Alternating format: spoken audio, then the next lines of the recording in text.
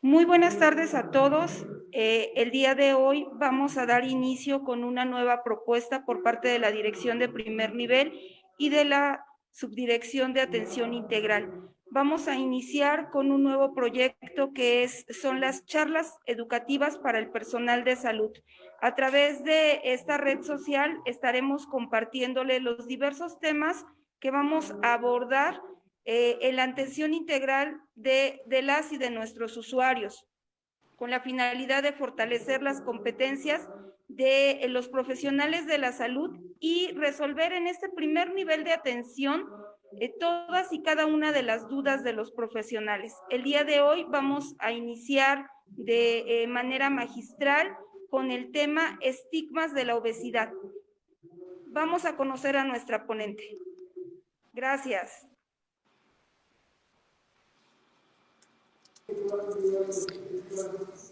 Bueno, pues buenas tardes a todos.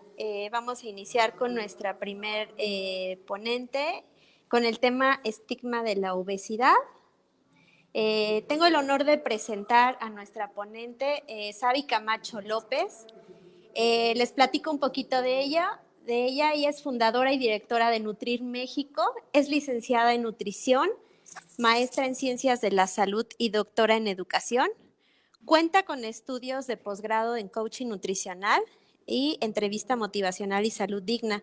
Es expresidenta de la Asociación Mexicana de Nutriología, es miembro del Colegio Mexicano de Nutriólogos, es colaboradora del equipo permanente de la Red Nutrición Basada en Evidencia, Red Nube, es integrante del grupo de la práctica profesional de investigación Red 100 del Colegio Mexicano de Nutriólogos, es nutrióloga certificada por la Academia de Nutrición y Dietética y también es cofundadora y directora editorial de la revista Conexión en Nutrición. Doctora Sabi, pues agradecemos mucho que haya aceptado nuestra invitación y pues adelante con su tema. Bienvenida, doctora Sabi. Muchas gracias, muchas gracias. Déjenme, pongo entonces mi presentación. Vamos a empezar.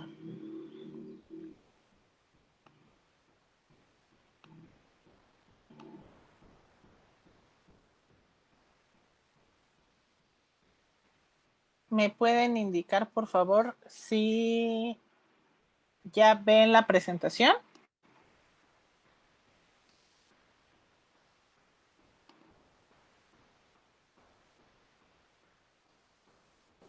Sí, doctora, ya la vemos. Perfecto, pues muchas gracias, Aida, a todo el equipo de la Secretaría de Salud del Estado de Hidalgo por invitarme a hablar de un tema que me encanta, me duele, me genera muchas emociones, muchos sentimientos, y conforme vayamos avanzando en la plática se van a dar cuenta de por qué.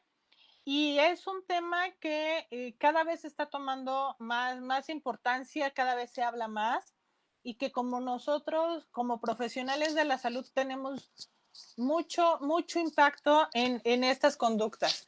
Como me presentaron, mi nombre es Sabi Camacho y esta charla va a ser sobre estigma de peso. Hacer de su conocimiento que no tengo ningún conflicto de interés que pudiera resultar en un sesgo de esta presentación. Y los objetivos de esta charla serían conocer las diferencias entre el sesgo, el estigma y la discriminación del peso, crear una conciencia sobre la importancia del lenguaje centrado en la persona y crear una conciencia sobre la importancia de no estigmatizar la atención del paciente que vive con obesidad. Básicamente, si lo podemos resumir en un solo objetivo, que después de esta charla podamos, como profesionales de la salud, brindar atención y cuidado sin estigma en nuestros pacientes. Y quisiera que reflexionáramos cuántos de nosotros hemos atendido o conocido una persona obesa, anoréxica, diabética, hipertensa, y muy probablemente todos, como profesionales de la salud, hemos atendido o conocido una persona con estas condiciones. Pero es muy diferente hablar de una persona obesa o diabética o hipertensa, hablar de una persona que vive o que tiene, o una persona con obesidad, con hipertensión, con diabetes, con anorexia. Y partiendo de este punto, es importante saber qué es lo que estamos atendiendo. ¿Estamos atendiendo enfermedades o estamos atendiendo personas? Y como profesionales de la salud, nuestra atención debería de ser centrada en las personas, no centrada en la enfermedad. Porque una persona que vive con diabetes, por ejemplo, pues tiene diabetes, tal vez tiene hipertensión, tal vez vive en inseguridad alimentaria, pero tal vez también es mamá, es papá, es hijo, es hija, trabaja en un comercio informal, es profesor, es una persona que una de sus esferas está definida por la presencia de esa enfermedad, pero esa enfermedad no habita en la persona de manera aislada y que nosotros podríamos estar atendiendo a 100 personas que viven con diabetes y cada una de ellas va a tener una situación y una atención y un contexto diferente, y así pasa con todas las enfermedades, especialmente con las enfermedades crónicas no transmisibles. Sin embargo, nosotros como profesionales de la salud, no nada más en nuestra formación, sino también en la generación de evidencia, seguimos tratando enfermedades. Y en una búsqueda realizada en PubMed, en la biblioteca de PubMed, nosotros podemos encontrar hasta principios del año, más de 400,000 artículos que hablaban de las personas obesas y 23,000 que hablaban de personas con obesidad. Entonces, parte de este acercamiento es que reflexionemos qué es lo que estamos tratando. Y somos miembros de un equipo de salud, de una secretaría de salud, y la salud debe estar centrada en las personas, no en las enfermedades. Y cuando hablamos de obesidad, hablar de obesidad es sumamente complejo, pero también es un tema muy delicado porque no nada más habla del balance energético, sino que habla de muchas interacciones, y este mapa generado por el Ministerio de Salud de Inglaterra identificó más de 110 variables que tienen incidencia en el desarrollo de la obesidad. Por lo tanto, tendríamos que estar hablando de las obesidades. Y que estas variables interactúan unas con otras, dándonos más de 300 interacciones. Por lo tanto, estamos hablando de una condición o enfermedad sumamente compleja. ¿Cuál es el problema? Que a pesar de esta complejidad, brindamos soluciones simplistas. Una dieta con una reducción de calorías y un aumento en la actividad física. Come menos y muévete más. Y estos dos comportamientos son comportamientos individuales. Y la obesidad no necesariamente es el resultado de comer más o de movernos menos. Tiene muchas aristas, muchas orígenes, y no nada más es el balance energético, es la biología, es la actividad del ambiente, es el consumo de alimentos, la producción de los alimentos, las influencias sociales, los aspectos psicológicos. Por lo tanto, no podemos entender la obesidad como una enfermedad compleja y simplificarla en una reducción de calorías y en un aumento de la actividad física. ¿Y qué es lo que estamos viviendo y siendo cada vez más conscientes del efecto que tiene nuestras palabras, nuestras acciones, nuestra ideología, nuestras conductas con las personas que viven con sobrepeso u obesidad?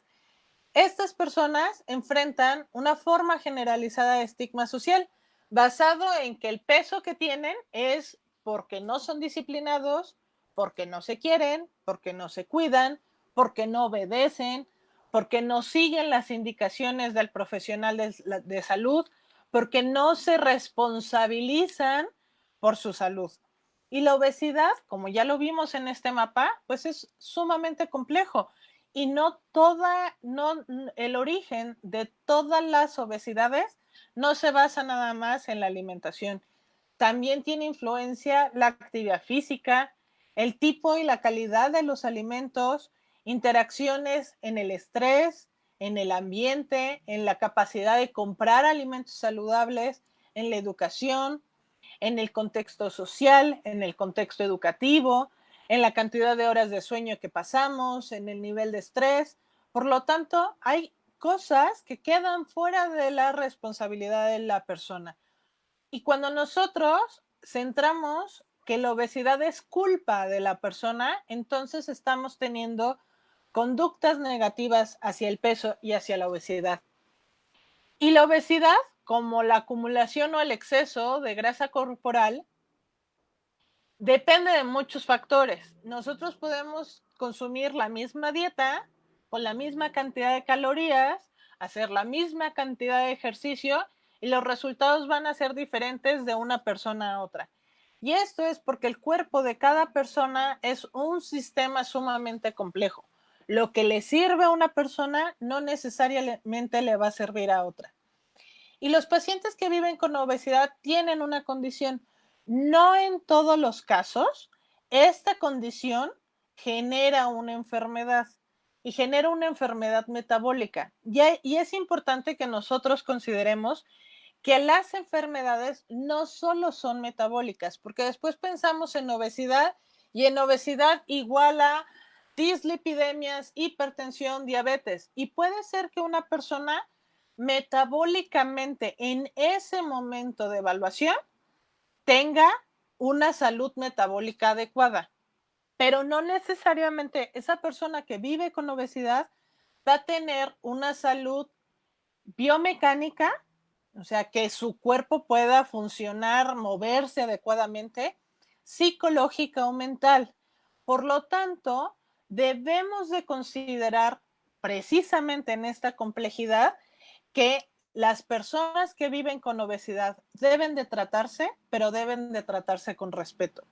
Respeto y derecho a la salud y al cuidado, a la atención y al cuidado de la salud, sin importar el peso. Nosotros como profesionales de la salud debemos de brindar la misma atención, el mismo cuidado, los mismos exámenes, las mismas indicaciones, el mismo tiempo de una persona que vive con obesidad, de una persona que no vive con obesidad. Y pensemos si en la consulta la persona que llega con obesidad recibe el mismo trato, le damos la misma información, le mandamos los mismos estudios que una persona que llega con las mismas características, el mismo dolor, el mismo malestar. Pensar en un paciente que vive, por ejemplo, con obesidad y que tiene dolor abdominal. ¿Le mandaríamos a hacer las mismas pruebas que aquella persona que no vive con obesidad y tiene el mismo dolor? Tal vez no. Y si no lo estamos haciendo, entonces estamos teniendo conductas negativas que pueden poner en riesgo la vida de la persona. Y debemos de tratarlas con respeto, deben de tener derecho a la atención y al cuidado de salud en el tiempo, en las pruebas, en el lenguaje, en la información que le damos, en los tratamientos, con dignidad, compasión y siempre basado en la mejor evidencia disponible. Porque no necesariamente tener un índice de masa corporal menor es igual a salud. El peso puede ser un determinante, el peso alto o bajo puede ser un determinante para el desarrollo, la preservación de la salud o desarrollo de enfermedades.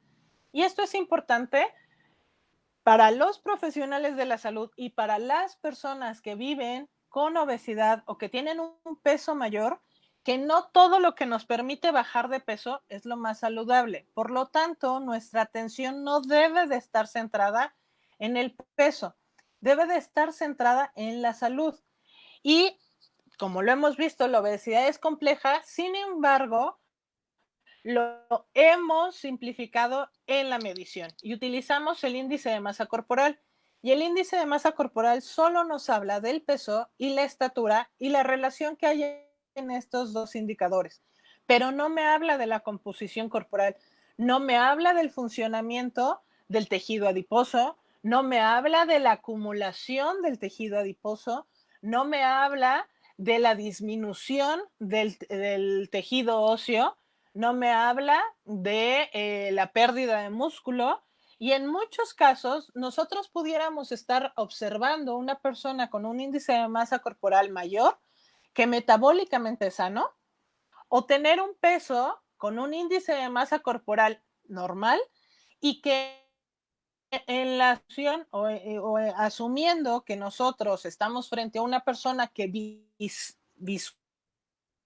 o aparente sana, podríamos no estarle haciendo la evaluación o las pruebas adecuadas y pudiera estar escondiendo una enfermedad más allá del peso, porque las personas con obesidad o sin obesidad también se enferman, también se contagian, también tienen cáncer, también tienen malestar, también tienen dolor y no en todos los casos está asociado con el peso. Por lo tanto, el índice de masa corporal es un indicador, pero no puede seguir siendo el único indicador para hacer diagnósticos de obesidad. Pensar entonces como como que en este sentido de enfermedad compleja también tenemos que evaluar de una manera integral y compleja la obesidad. Y por eso es que la Asociación Americana de Endocrinólogos en el 2017 propuso que dejáramos de ver a la obesidad, como esa enfermedad, porque inclusive si nosotros lo vemos aquí, la OMS no lo señala como una enfermedad, lo señala como una acumulación anormal y como una condición en donde el peso, el sobrepeso y la obesidad son factores de riesgo para el desarrollo de otras enfermedades. Pero si nosotros sabemos exactamente qué es lo que estamos tratando, podríamos identificar entonces a la enfermedad crónica basada en adiposidad y esa enfermedad crónica que es progresiva, multifactorial, recidivante, tratable, neuroconductual, en la que el aumento de grasa corporal, peso de la grasa corporal, promueve una disfunción o una función incorrecta del tejido adiposo y eso, la disfunción del tejido adiposo, no importando el peso, no centrándome en el peso, sino en el funcionamiento del tejido adiposo como un órgano que puede provocar inflamación crónica de bajo grado y eso es lo que me puede generar el desarrollo de enfermedades metabólicas, tendríamos que centrar. Por lo tanto, si yo nada más peso y mido a mi paciente, pues no voy a ver cuál es ese funcionamiento metabólico, biomecánico o psicosocial. Y no centrarme nada más en hablar de obesidad desde la mirada metabólica. ¿Qué pasa con una persona que ese peso y esa disfunción ha hecho que la persona no pueda moverse correctamente, que tiene lesiones musculares o articulares, que en ese mismo estigma hay rechazo, hay discriminación, hay bullying? Por lo tanto, cuando nosotros centramos la atención y el diagnóstico en indicadores que no solo que no solo se centran en el peso, tenemos la capacidad de entender cuál es el riesgo hacia la salud que causa el tejido adiposo en el cuerpo. Como profesionales de la nutrición y como profesionales de la salud, debemos entonces saber qué es lo que estamos tratando. Y nosotros tratamos personas, no tratamos kilos, nosotros no tratamos 50 kilos de masa magra o de masa grasa, como las réplicas que vemos del músculo y de la grasa, no son 50 kilos de masa amarilla de grasa que van caminando por ahí. Nosotros tratamos personas y deberíamos de saber también por qué las estamos tratando. Por lo tanto, para tener un enfoque centrado en la persona, deberíamos de quitarle el peso que le hemos dado al peso y centrarnos en indicadores que intervienen en la salud de la persona. Sabemos que la obesidad es compleja, sabemos que la obesidad es una enfermedad que tiene consecuencias graves para la salud y que esto, como profesionales de la salud, fomentamos la atención de la salud. El problema sucede cuando la persona que vive con obesidad llega a una institución de salud, a un consultorio, a un hospital y recibe actitudes de prejuicio, estigma o discriminación, lo que genera sentimientos negativos y va a hacer que la persona evite la atención de salud.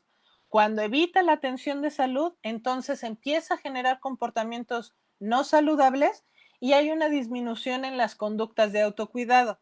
La World Obesity Society, a partir del año pasado, para el 4 de marzo, lo señaló como el Día de la Obesidad y señala cuáles son las raíces profundas en donde se desarrolla la obesidad, y una de ellas es el estigma.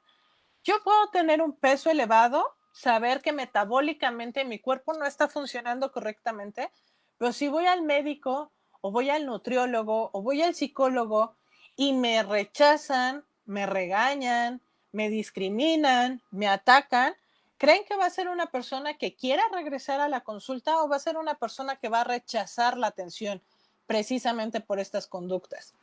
Y el estigma se ha convertido en una preocupación seria, presente en todas las poblaciones, y es una situación socialmente aceptable. Está bien atacar a los gorditos por su peso, regañarlos, regañar al paciente gordito, o paciente gordo, o paciente obeso, paciente hipertenso, paciente diabético que no se quiere cuidar, porque no se quiere cuidar, y entonces le asumimos que la condición de su peso es una actitud, es un comportamiento, y entonces está bien regañar a las personas. Y a menudo una persona que vive con obesidad es percibida sin evidencia como una persona vaga, floja, glotona, sin fuerza de voluntad, sin disciplina, y esto hace que las personas que viven con sobrepeso u obesidad se vuelvan vulnerables al estigma y a la discriminación en todas las esferas de su vida, en el trabajo, en la escuela, en la atención médica y en la sociedad en general. Pero también hablar de obesidad y de estigma es también hablar de una situación de género, porque las mujeres son 2 veces más propensas al estigma y a la discriminación que los hombres. Y una manifestación del estigma es creer que avergonzando, humillando, metiendo miedo o regañando a las personas que viven con obesidad van a ayudarle a cambiar al individuo para perder peso. Y el estigma comienza con etiquetar a las diferencias impuestas por estereotipos negativos hacia las personas, haciendo una distinción de ellos y nosotros. Hablamos de estigmatización cuando devaluamos y discriminamos a las personas, dándoles un trato injusto, dándoles una atención de menor calidad, de menor tiempo, con menos información, haciéndoles menos pruebas, porque asumimos que todas sus dolencias se centran en el peso y que el paciente se va a sentir mejor si el paciente pierde peso. Y entonces empezamos ese camino de estigmatización en donde primero tenemos esas creencias, que es el sesgo, esas creencias negativas. Luego, esas creencias negativas construyen estereotipos, que es el estigma del peso, y las acciones propiamente hacia las personas por el tamaño de su cuerpo se vuelven actitudes de discriminación. El sesgo lo podemos ver como explícito, presencia abierta de actitudes negativas hacia las personas que viven con obesidad, un sesgo implícito como aquellas actitudes, atribuciones o estereotipos inconscientes. Tal vez yo no lo hago de mala fe, pero tal vez el tipo de sillas, el tipo de báscula, el tipo de manómetro o de brazalete para medir la tensión arterial, las sillas, mis comportamientos, las batas para medir a los pacientes que tienen un cuerpo mayor no son las adecuadas para ese tipo de personas. Eso son actitudes inconscientes que pueden también dañar la relación y la percepción que tiene del paciente. Y el sesgo de peso internalizado son todas esas conductas internas o dirigidas hacia nosotros mismos, en donde aceptamos las creencias negativas sesgadas hacia el peso. Estoy gorda o estoy gordo, soy una persona que tiene obesidad y está bien que se burlen de mí, está bien que yo tenga que sufrir para ser una persona sana. Y la salud no debe de ser vista desde una mirada de moralidad. La salud no es buena, no es mala, no es un premio y un castigo. No tengo que sufrir para gozar de salud.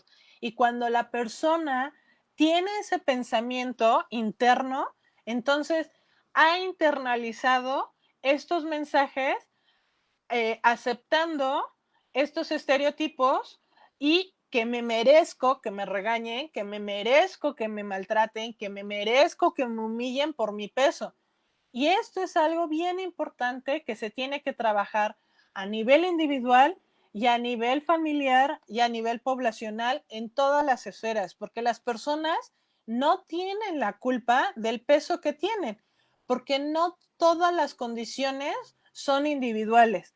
Hay algunas personas que toman las decisiones que toman porque tienen que trabajar en la noche, por ejemplo, y los trabajos nocturnos están asociados con un mayor riesgo para el desarrollo de obesidad. No tiene la culpa la persona de trabajar en la noche. Simplemente el comportamiento en el que se desarrollan o el contexto en el que se desarrollan lo van a hacer más propenso a desarrollar obesidad. Por lo tanto, nosotros debemos de tener conciencia si nuestras actitudes o los mensajes que le decimos a nuestros pacientes, lejos de ayudarles, les hace daño. El estigma sería ese sufrimiento que tiene la persona por culpa de su enfermedad.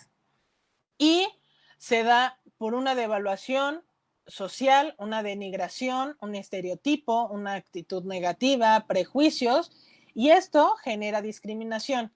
La discriminación se da con la existencia del sesgo y el estigma, que puede conducir a acciones de prejuicio, y actitudes de discriminación hacia la obesidad se verían como pasar menos tiempo con nuestros pacientes, ser insensibles a la situación de salud, a la preocupación que tiene el paciente, a que solo le damos información apresurada o no pasamos el tiempo o no le brindamos información adecuada porque todo lo centramos a que es un tema de peso y que el paciente se va a sentir mejor en cuanto baje de peso, que todo se resuelve dejando de comer y haciendo más actividad física. Y en algunos casos, la discriminación puede llegar a hacer que las personas se les niegue el tratamiento. Y a finales del 2019 se publicó el consenso para acabar con el estigma de obesidad. Y una de las declaraciones que hace es que este consenso señala que la discriminación basada en el peso es una de las formas más comunes de discriminación en las sociedades modernas, pero que el estigma basado en el peso entre los profesionales de la salud es inaceptable, especialmente aquellos que se especializan en el cuidado de personas que viven con obesidad. El estigma, por lo tanto, se puede dar en instituciones, por ejemplo, en organizaciones sanitarias, a nivel poblacional, a nivel interpersonal o internamente afectando el autoestima y el autocuidado. Se puede dar en relaciones sociales a través de burlas, acoso, exclusión o vergüenza, en el empleo, en donde le damos un sueldo menor a las personas, pensando que las personas que viven con obesidad son flojas, incompetentes, descuidadas, a la educación, pensando que son tontas, que tenemos estereotipos de que son flojas, de que no se esfuerzan lo suficiente, en la atención médica, en donde no brindamos el tiempo o la calidad para dar una atención adecuada a las personas y las culpamos o las regañamos, en medios de comunicación en donde preservamos estereotipos o representaciones negativas hacia las personas que viven con obesidad y alabamos la delgadez en campañas o en políticas de salud pública en donde decimos que la obesidad es una enfermedad compleja, pero centramos todas las acciones y los mensajes atacando a las personas y lo vemos como un comportamiento individual, y en la investigación, como lo veíamos, el no estar generando investigación pensando que la obesidad pues nada más se corrige dejando de comer. Y podemos identificar impulsores de estigma como aquellas creencias que tenemos sobre la culpa del peso y los estereotipos relacionados con el comportamiento y el carácter de las personas que viven con obesidad. Este estigma del peso puede estar relacionado con otros estigmas como el género. El estigma de peso es más frecuente en las mujeres. En el estigma o la discriminación que se da racial, se da más en mujeres latinas y mujeres negras o de raza afroamericana. En prácticas de estigma se da en la evitación física, en el rechazo de la atención, en una baja calidad de la atención. Las experiencias se dan externalizadas, internalizadas y secundarias por acciones de familiares, amigos y cuidadores, lo que hace que haya una reducción en la búsqueda de la atención, consecuencias socioeconómicas, porque la gente no está recibiendo el salario justo solo porque hay una discriminación por su peso. Hay un afrontamiento perjudicial a la salud.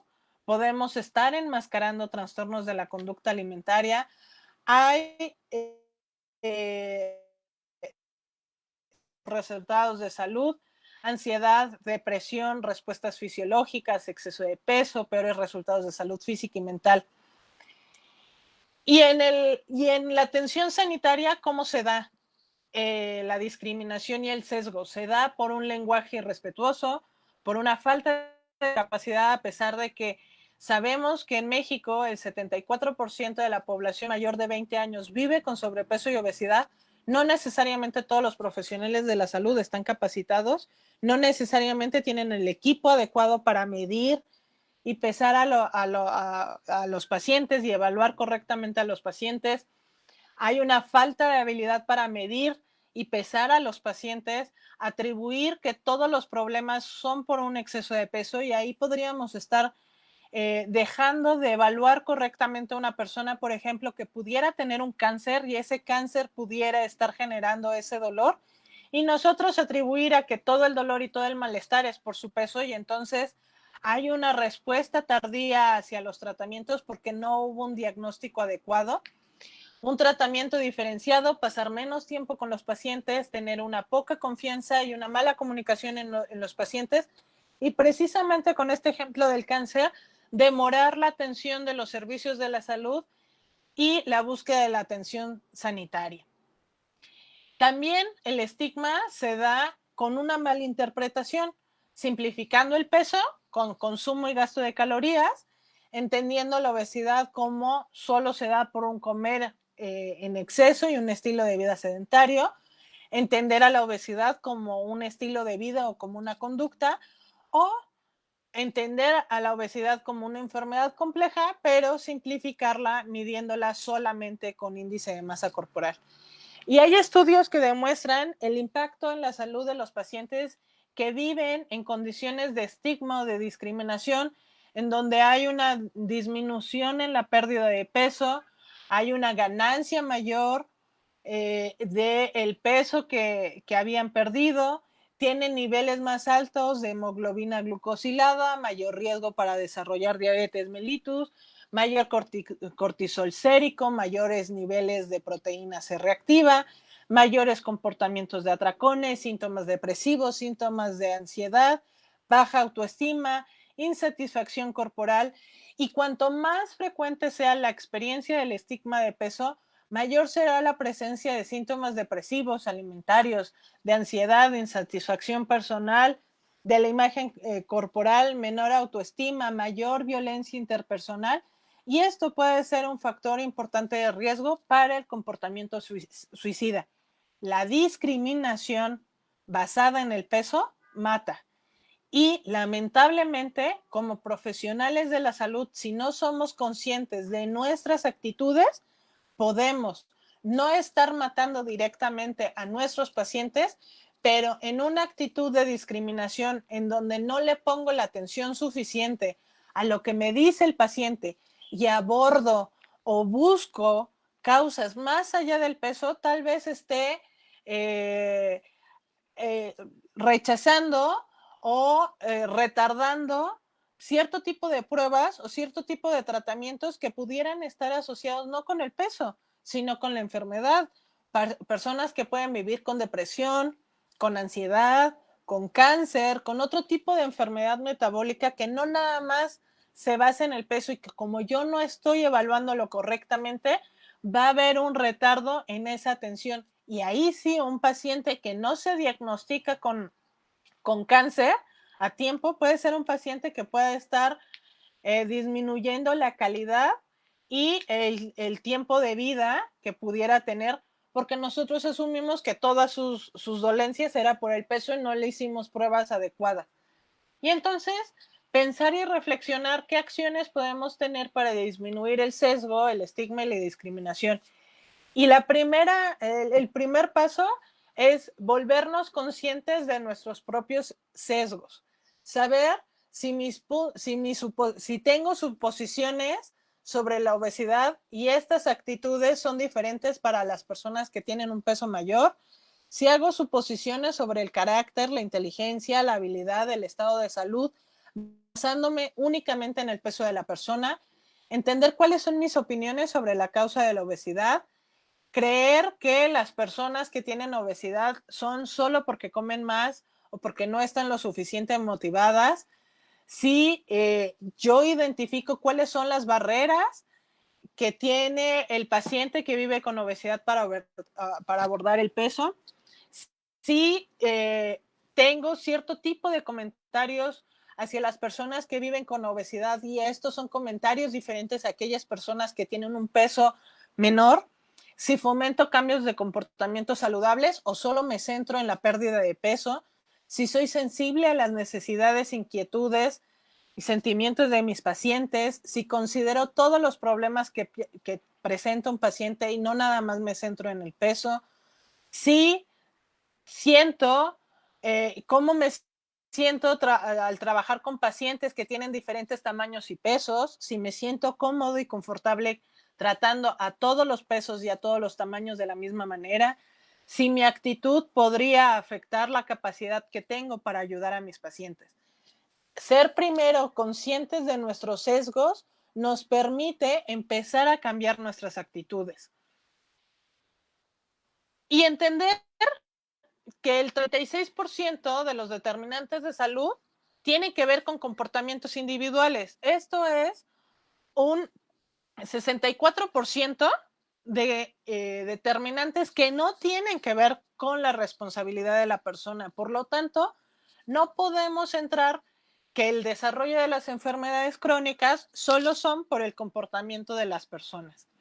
Regresar al enfoque de salud, cambiar el tipo de imágenes que utilizamos nosotros en campañas, en redes sociales, utilizando antes y después, centrándonos solo en la pérdida de peso, centrarnos en que la persona va a ganar salud si pierde peso, cuando eso no es cierto. La persona va a ganar salud cuando nos centramos en la salud. Dar mensajes de la actividad física, una alimentación saludable, de la meditación, del autocuidado, del automonitoreo, de disfrutar el movimiento como comportamientos saludables, promoviendo entonces el autocuidado y el autoconocimiento, pero diferente al concepto que tenemos de fuerza de voluntad y la persona va a cambiar y va a bajar de peso cuando se lo proponga. Y no, centrarnos como profesionales de la salud en mejorar el autocuidado y el autoconocimiento. Una persona que se conoce, una mujer que vive con obesidad, que se conoce a sí misma, que sabe, por ejemplo, que hace una revisión mamaria y que se explora frecuentemente el pecho, puede identificar cuando hay una bolita, por ejemplo, y eso pudiera ser un factor de riesgo para cáncer. Si yo me conozco, sé que el peso no tiene nada que ver con esa bolita que yo decirle que me preocupa mi salud porque tal vez pudiera tener riesgo o presencia de cáncer y entonces lo puedo atender de manera temprana. Trabajar con el cuerpo y no contra el cuerpo, comprender los factores psicológicos y comportamentales, promover el ejercicio entendido como movimiento y no como castigo de ya me comí una hamburguesa, entonces ahora el paciente tiene que hacer 1 hora de ejercicio porque entonces creamos una relación negativa con la actividad física y centrarnos en mejorar indicadores metabólicos, pero también otro tipo de indicadores como sociales, ambientales, ocupacionales, espirituales, financieros, emocionales, intelectuales, y no centrarnos nada más el bienestar desde una esfera física. El buen profesional, por lo tanto, trata la enfermedad, pero el gran profesional de salud trata al paciente que tiene esta enfermedad. Obesidad, diabetes, hipertensión, cualquier enfermedad. Trata a la persona que vive con esta condición. ¿Qué podemos hacer? Pedir permiso para discutir el tema de peso, evaluar correctamente a todos los riesgos relacionados con la obesidad y las posibles causas del sobrepeso, porque tal vez la causa de la obesidad no es de alimentación, es hormonal o es genético y necesitaríamos abordarlo desde otra mirada. Aconsejar, dar información sobre los riesgos y discutir los beneficios y las opciones de tratamiento. Acordar, nosotros no podemos establecer un tratamiento desde nuestra mirada y desde nuestra necesidad. Debe de ser en consentimiento con las expectativas y los planes que tenga el paciente y ayudar a abordar las barreras, proporcionar educación, recursos, derivar con los profesionales adecuados y brindar un seguimiento a nuestros pacientes. Facilitar, por lo tanto, también instalaciones de atención libre de estigma, ubicar el consultorio que tengo, si tiene las básculas, el equipo, los bancos, la silla, los sillones, la revista, los barandales, para que pueda ser un ambiente en donde el paciente se sienta cómodo y preguntar sobre el abordaje del peso. Utilizar un lenguaje centrado en la persona en donde nos permite dirigirnos primero a la persona en lugar de etiquetar al individuo por su condición. El lenguaje centrado en la persona pone al paciente antes de la enfermedad. Es un paciente que vive con obesidad, es un paciente que vive con hipertensión, con diabetes, no es un diabético, no es un obeso, no es un hipertenso. El lenguaje centrado en la persona nos permite describir lo que la persona tiene y no lo que la persona es. Por lo tanto, hoy más que nunca, el cuidado y la atención debe ser centrado en y para los pacientes, no centrado en la enfermedad. Las personas que viven con obesidad experimentan frecuentemente sesgo, estigma y discriminación. Debemos de mejorar la salud y la calidad de vida de nuestros pacientes. Saber si nuestras actitudes pueden estar haciendo que el paciente reduzca o evite la atención de salud y nosotros debemos de promover acciones para crear entornos de atención en pacientes que tienen todos los tamaños. Todas las personas son valiosas, todas las personas merecen un cuidado y un lenguaje y una intervención basada en evidencia independientemente de su tamaño o condición o raza o género. La atención y el cuidado de salud y de nutrición debe de ser un acto de compasión y de amor basado en evidencia científica porque al final del día somos personas cuidando personas. Muchas gracias.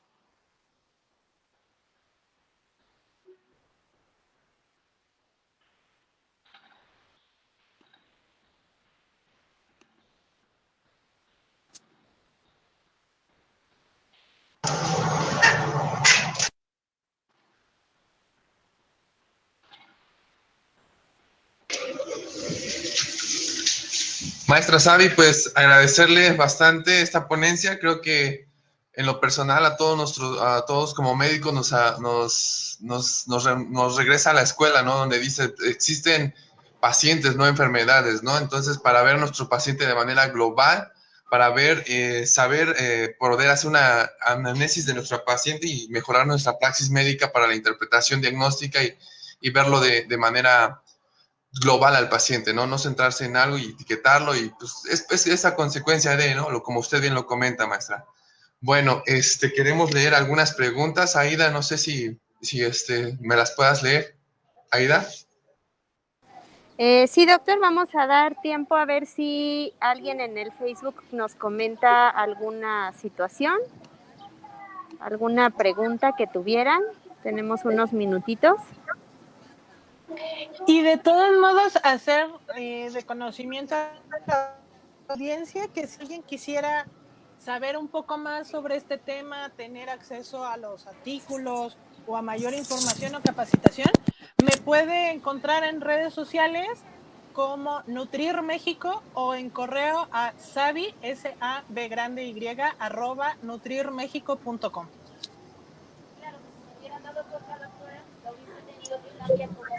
Sin duda, maestra, muchas gracias por compartirnos sus redes sociales y esta apertura que usted nos está dando hacia poder informarnos y documentarnos un poquito más.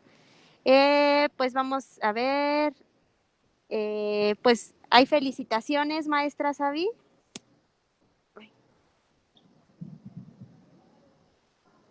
Muchas gracias. Felicitaciones, excelente ponente, excelente ponencia. La felicitan, maestra. Aquí Hay una pregunta, sí. maestra. No, sí, ¿Cuál es el adelante, adelante, porcentaje? maestra. ¿Cuál es el porcentaje de personas de pacientes que viven con obesidad en México en adultos?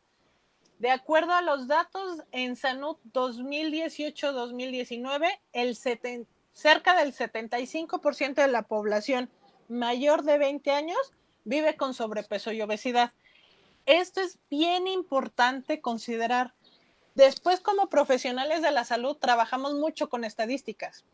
Y en las campañas que hacemos o en la comunicación que damos decimos, la población en México, el 70% de la población vive con obesidad o son obesos o tienen obesidad.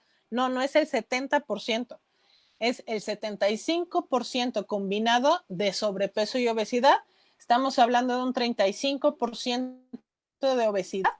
La obesidad es más frecuente en mujeres, de acuerdo a los datos en Salud 2018 que ya están publicados en el Instituto de Salud, en la página del Instituto Nacional de Salud Pública. La obesidad es más frecuente en mujeres, en un 40% en mujeres y un 30% en hombres. Y ha habido un aumento de resultados de prevalencias de 2012 a 2018. Hay una disminución, acaban de presentar la semana pasada precisamente por el Día Mundial de la Obesidad, presentaron una actualización de los datos en Salud 2020 y hay una ligera disminución en el porcentaje, solo que ahora somos más.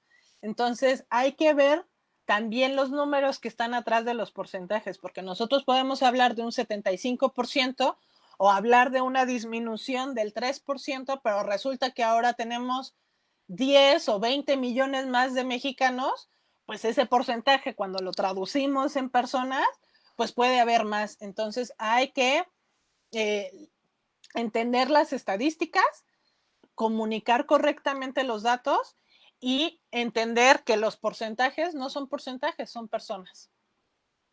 Entonces, si alguien quiere tener los datos de toda la información para todos los segmentos, todos los grupos etarios y población urbana y rural, pueden consultar la página del Instituto Nacional de Salud Pública. Ahí ya están los reportes nacionales del ENSANUD 2018-2019. Otra pregunta, maestra. Me han hecho saber algunos pacientes que las dietas no van con sus costumbres. ¿Qué opina? La alimentación, dieta, hay que recordar que dieta es todo lo que comemos en un día. El problema es que hemos utilizado la dieta como un patrón de alimentación restrictivo. Me pongo a dieta para bajar de peso. Entonces, hemos generado ya una mala relación con el término de dieta, porque lo asociamos a restricción. Los planes de alimentación tienen que ser basados tienen que ser individualizados, tienen que ser basados en las costumbres, en los gustos, pero también en la capacidad económica. Tal vez a mí me gusta comer salmón, pero no tengo la capacidad de comer o de pagar salmón 300 pesos el kilo todos los días. Tal vez económicamente es más barato comer frijoles, pero no me gusta comer frijoles. Entonces, parte de esa buena comunicación que establezcamos con nuestros pacientes es saber cuáles son sus gustos, sus preferencias, qué siente cuando come, con quién come, cuánto gasta cuando come, y hablar de la conducta alimentaria es un tema complejo. Mientras más información tengamos de la conducta alimentaria, mejores intervenciones basadas en alimentos podemos hacer con nuestros pacientes. Perfecto, maestra. Pues bueno, maestra, no me resta más que agradecerle a nombre de nuestra directora, la doctora Laura Hernández, y mi subdirectora, la doctora Lulú Martínez, por su excelente ponencia y la disponibilidad que tiene para participar con nosotros. Ya lo decíamos al inicio, que esperamos tenerla próximamente en otra charla. De verdad que estamos muy agradecidos con usted. Y pues al resto del personal que nos escuchó, decirles que pues es una serie de charlas que esperamos contar, presentarlas cada 15 días con un nuevo tema. Para esta charla tienen el día de hoy para concluir la evaluación post, todo el día de hoy para realizarlo y poderles otorgar una constancia al término de estas charlas, de esta serie de charlas que serían juntando 8 horas. Maestra, pues le reitero, estamos muy agradecidos y esperamos que nos pueda acompañar en siguientes días. Muchas gracias, cuídense mucho, y agradecida también no nada más por la invitación, sino también por todo lo que está haciendo el personal de salud en esta pandemia y cuidándonos a todos nosotros. Muchas gracias. A usted, maestra. Aida. Pues nada, doctor, agradecerle a la maestra Savi su disponibilidad que tuvo con nosotros, agradecerle a todos nuestros médicos de las unidades que tuvieron la disponibilidad de conectarse. Y pues bueno, hay muchas felicitaciones, maestra, les encantó tu charla en el Facebook y pues esperamos contar contigo pronto. Muchísimas gracias a todos y que pasen buena tarde. Muchas gracias, que tengan bonito día. Hasta luego. Bye. Bye, bye.